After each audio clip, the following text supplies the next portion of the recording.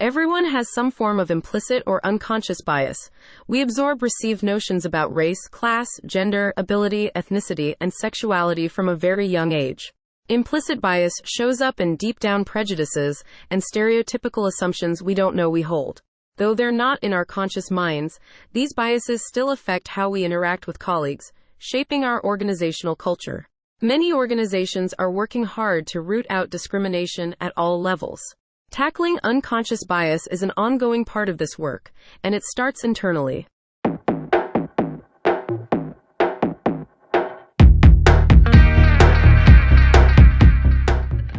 Implicit biases are frequently shaped by a need for the familiar. However, before we know it, our unconscious may decide what's safe or acceptable. This split-second decision-making can be helpful in a dangerous situation, but at work it can show up in subtle, damaging ways. A few common biases that might shape our behavior are affinity bias, favoring people like us; attribution bias, excusing our own behavior as a response to circumstance; confirmation bias, agreeing with evidence that confirms or backs up our initial beliefs and overlooking any evidence that challenges these beliefs. The tricky part about implicit bias is that it often contradicts the beliefs and values people claim to hold. So how can we recognize and conquer these unconscious biases? 1. Examine your assumptions. Many psychologists believe unconscious bias emerges from lived experience. As a starting point, think about any experiences that might have shaped your perceptions of others. What are the assumptions or internal shortcuts about groups of people you've made along the way? Consider whether you'd still respond the same way to a colleague if they shared your gender, racial background, age, or other characteristics. 2. Understand systemic biases. Inclusion and equity aren't just about who is in the room, but about who makes decisions and who has social power.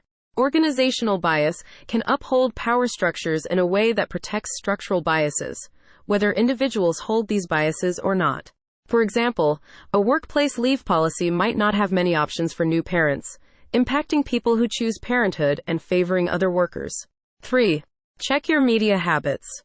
Even the simplest images, like stock photos chosen for a website, reinforce or defy stereotypes. The websites we rely on for news and information have the same effect.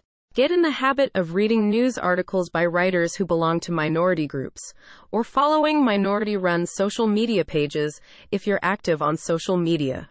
You'll probably learn some things that will surprise and challenge you. 4. Leave your comfort zone. Your regular thought patterns and behaviors are comfortable, so don't be surprised if dismantling bias feels a little awkward. Over time, like any other practice, it'll get easier. Thank you for watching the Acts of Kindness channel. If you enjoyed watching this video, please leave a comment in the comment section below, and click the like button to like this video. If you'd like to be notified when new content is uploaded, please subscribe to this channel, and click the bell icon to receive video notifications. And remember, you too can change the world one act of kindness at a time.